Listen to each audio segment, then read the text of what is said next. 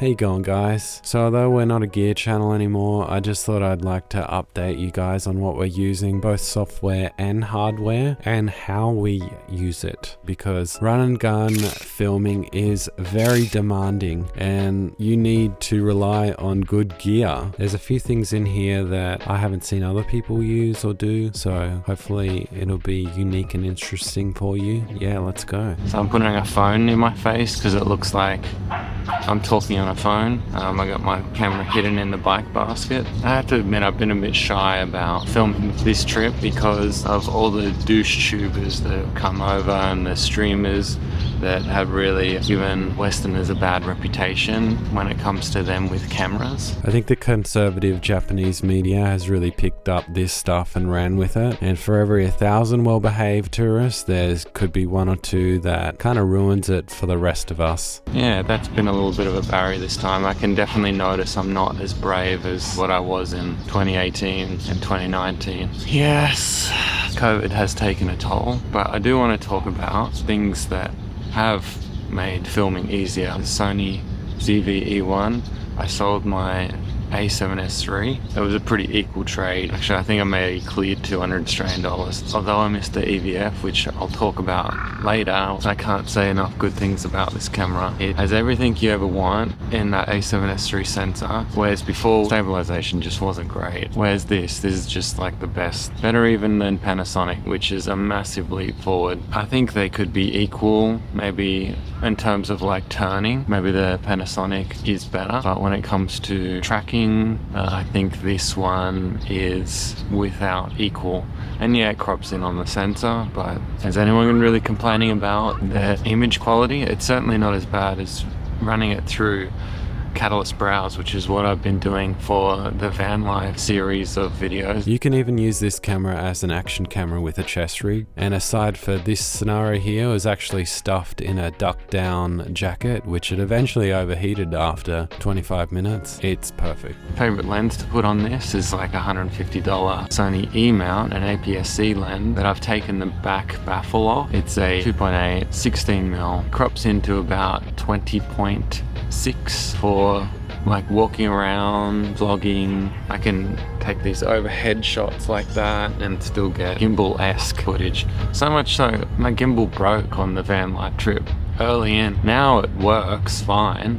Had it repaired for free, so kudos to Zion for that. But I've used it once, first or second day, and then I was just like, ain't nobody got time for that. Unless you're doing my kind of patented hyperlapse type shot, I just found it superfluous to my needs. Lastly, I just want to say photography is fine. I'm using the mic right now too, and it's fantastic. Maybe if you want peak quality all the time and you're really like fixated on things being right, you don't have a baby and a wife and navigation duties all at once. I feel like I'm doing a million things at once this trip. And speaking of another camera, the A6700, that's also the new camera that we had, and that kind of replaces the A7C. I bought it when the A7C just came out and was kind of waiting out see what that would give us, but I needed something a little bit different. So my philosophy with lenses, now that I both have full frame and crop sensor cameras, is they need to work with both. The crop sensor lenses need to at least work well in dynamic active stabilization with the ZV-E1, and the full frame lenses on a crop sensor camera, they only improve, but they can be a bit heavy, and the whole reason why you get a crop sensor camera is for lighter lenses, in my opinion, because they're basically the same weight nowadays. We've got the 10 to 20, remove the baffle on that. That works quite good between 12 and 18 on the ZV-E1. Also got the old 16 to 50 kit lens again, and that works without the baffle. It will be equivalent 26 to 60. You could definitely bring out this E2.8 16 prime, bring the full frame kit lens, the 28 to 60, which is probably better because you can do full frame and photography better on that one, whereas you're a bit limited with these APS-C lenses to use dynamic active stabilization on the ZV-E1. You can't use the camera to its full potential. Talking more about the A6700, it's been really great. I've picked up a bit of birding at home to just keep my skills with cameras, because I don't do vlogging or anything like making videos like this in Australia anymore, really. Yeah, so that's really been fun learning that. I can say that the autofocus for birds, trains,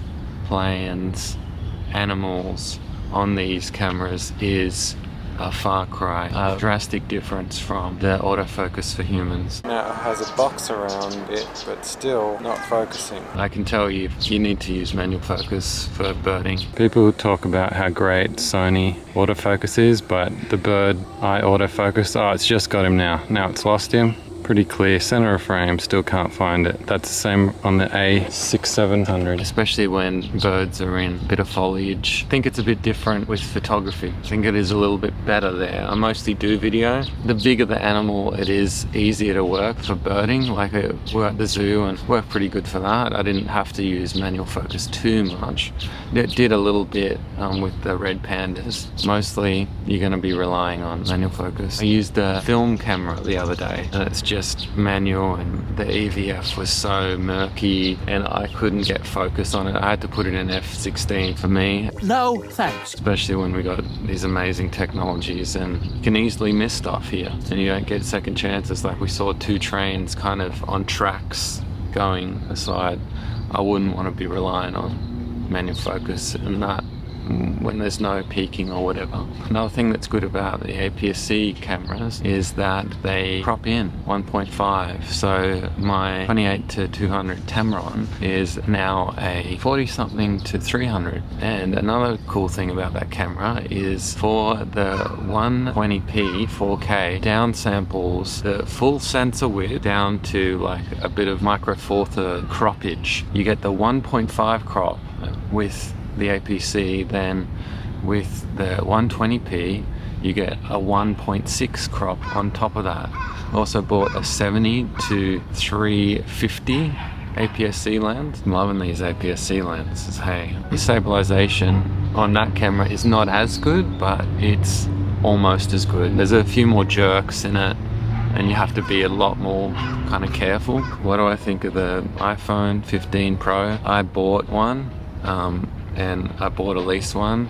I returned mine 2 weeks later after giving it a good test. Phones can look good in a very rehearsed situation, but that is not at all what run and gun filming is. I think it'll be a good 10 years before I put down these Sony cameras and pick up one of those full time. So for audio, the built-in mic on the ZV-E1 is actually quite great. And for the 6700, we have the smallest Sony hot shoe mic. 4 meters away or closer, it's very good. And they're sometimes even better than lav mics because they don't have that clothing noise. But after reviewing some of this footage in an LE, some of the onboard mics leave a little to be desired. Perhaps it's not as good as a lav mic, but it's 80% there. And mind you, some of the new lav mics sound awful, and some of these mics just sound really MIDI, so it can be good to add a little bit of treble and a little bit more bass so it sounds a bit more like this nice condenser mic with a good preamp that I'm using here right now. After that, I'll use a regular compressor. Compressors are actually a little bit difficult to understand. You can get by on presets. I just use the normal preset. Finally, there is an order that you need to use these in. It does matter. If you use them out of this order, I can't recommend the results. This plugin that I've used, it cost $100 US. It's called De-Revive by Accentize. It can do ridiculous stuff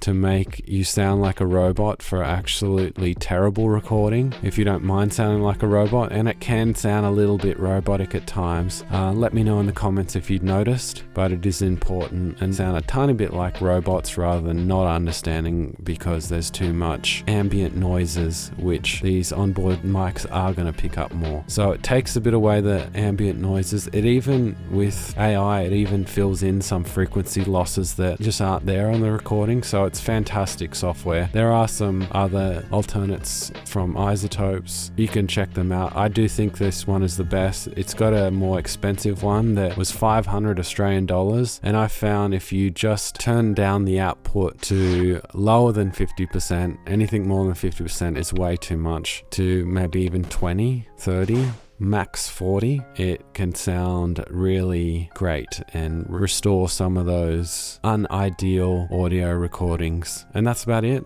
So thanks for watching, and we'll see you in the next one, guys.